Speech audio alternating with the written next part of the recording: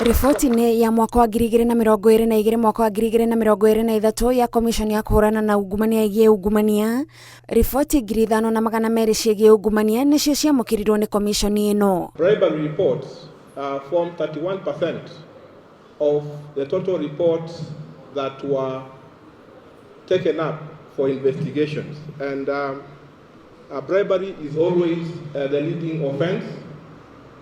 It's also reflected in surveys that are undertaken because it's the most common offense that is reported.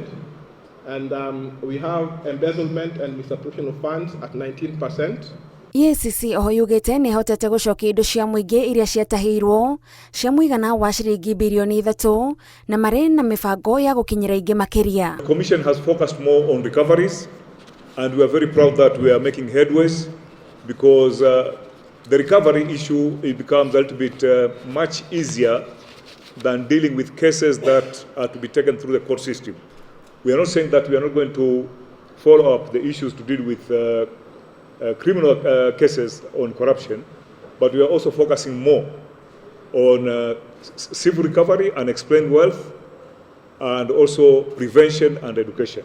Macira 214 ma ungumania nĩmo marĩ igoti-inĩ, na EACC ĩthiĩte na mbere gũtarĩria mĩhĩnga ĩrĩa ĩracũngĩrĩria macira mamwe mage gũkinyanĩra. We are seeking that it be amended to make it very clear that a person who has been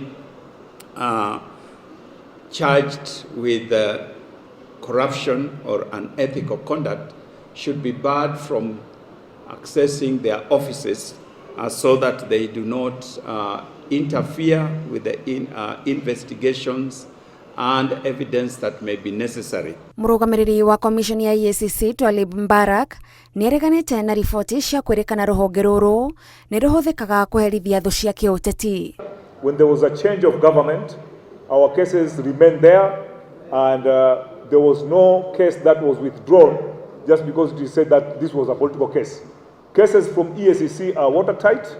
Cases from EACC, they undergo a process. We don't just wake up and say, this case you have investigated, take it to the CEO to sign.